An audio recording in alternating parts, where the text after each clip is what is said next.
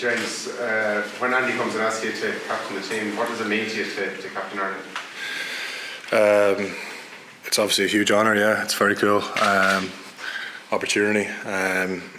Very proud moment for me and my family to captain my country this week. So, probably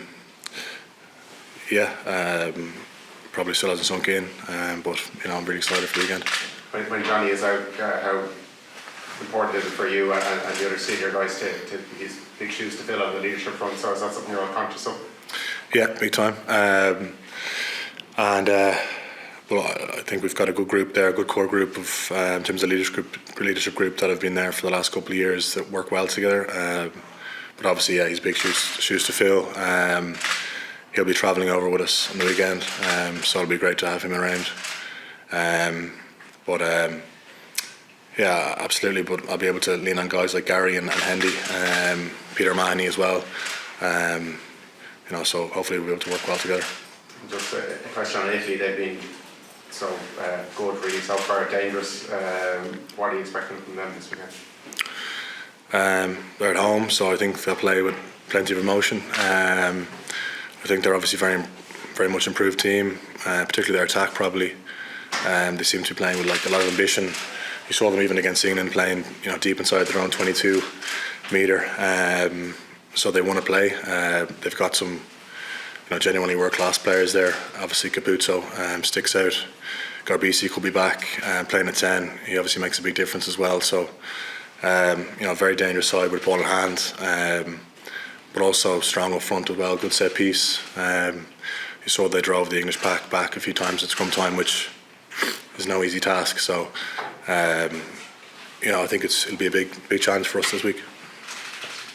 James, how would you describe the sort of captain you were? I don't really know. Maybe you'd have to ask some of the other guys, but I suppose just try to lead by example. Probably the boring answer, but for me, just hopefully leading with actions this weekend. Obviously, being named captain is a huge honour, but I've still got to bring the best version of myself. I've still got to bring my best game. So maybe quiet, focused, and focus on my game as well is as important. Would you have looked at Johnny Sexton and how he captains and take anything from the way he does things? But probably the leading by actions thing is the big one. The way he sets standards, obviously in games, but also every day. How competitive he is, on the training pitch, and the difference he makes, when he's training versus when he's not. So, probably just looking at his competitive instinct and the way he leads with his actions would be the main thing. Anytime we talk to any of the players, they talk about, I suppose, the growth in the team and the strength and depth in the squad. And when you lose someone like Johnny Sexton through the years, it's always a massive blow. But do you feel that now you're able to, I suppose, handle it a bit more as a team? Do you feel, more ready or stronger as a whole? Yeah, well, I think that's one of the things that Faz has been brilliant at is building the mentality that it's not 15 or 23. It's all about the group. So I think the squad depth is one thing that's really come on the last couple of years.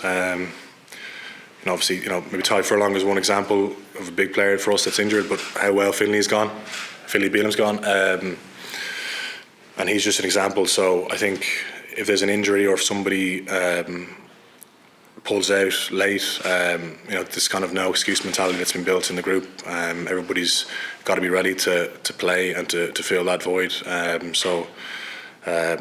think that's kind of just the mentality of the team at the moment.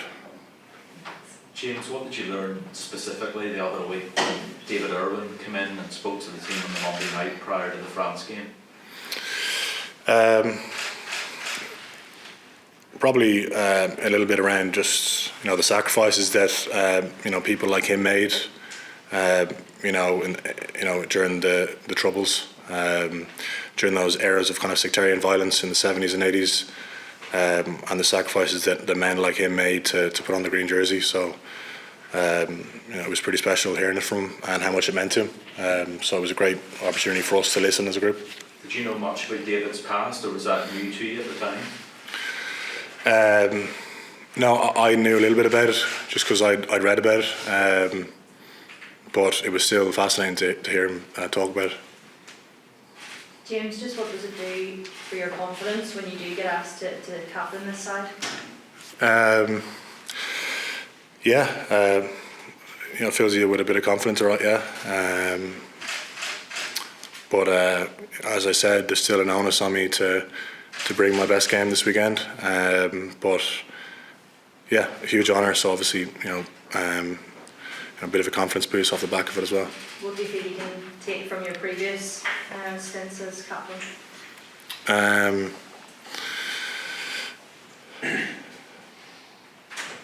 Not really sure, to be honest.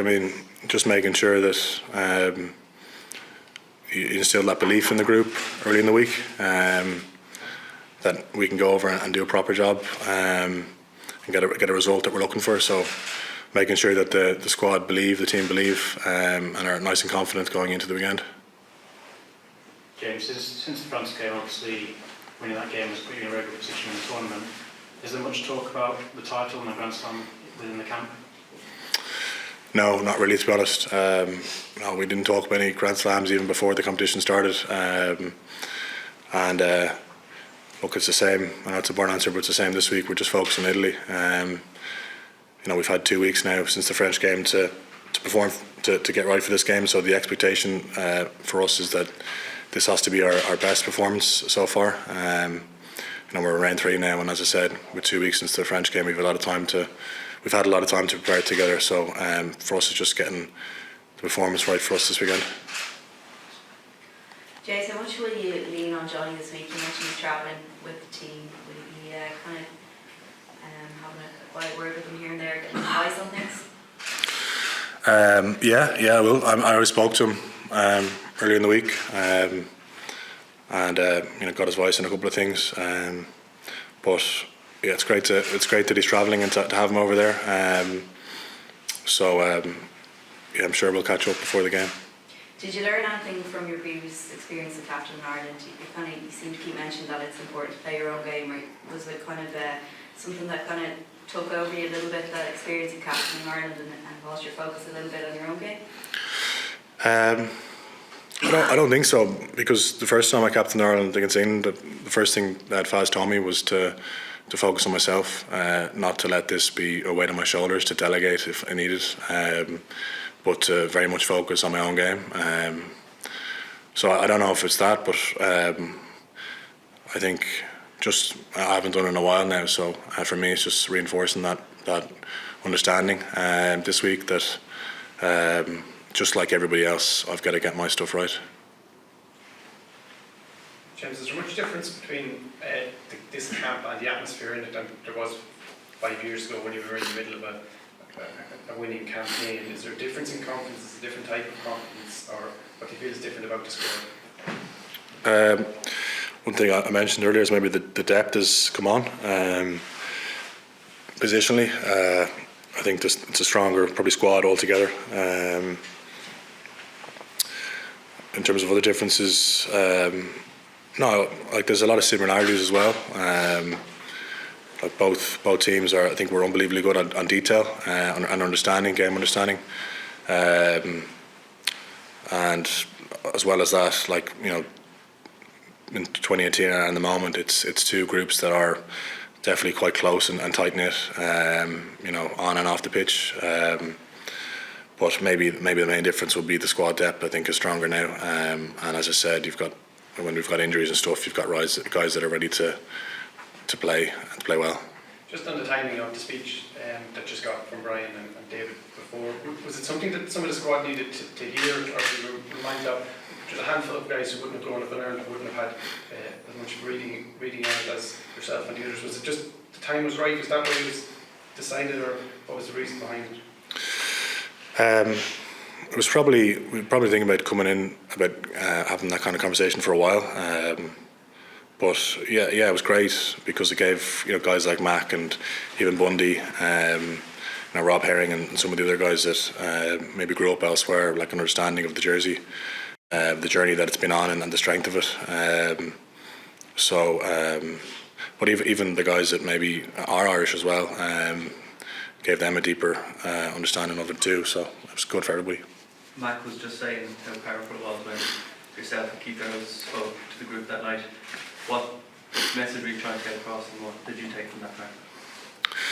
Don't want to get too deep now in the conference, but it was just about obviously the history of the jersey and the Irish rugby team, a little bit about Ireland's call. And Ireland's call, for example, people seem to give out about it a bit, but they probably don't understand the bigger picture of it. The uniqueness of it, the uniqueness of the Irish rugby team, because it's the only song that recognises the fact that the Irish rugby team makes up the whole island, north and south.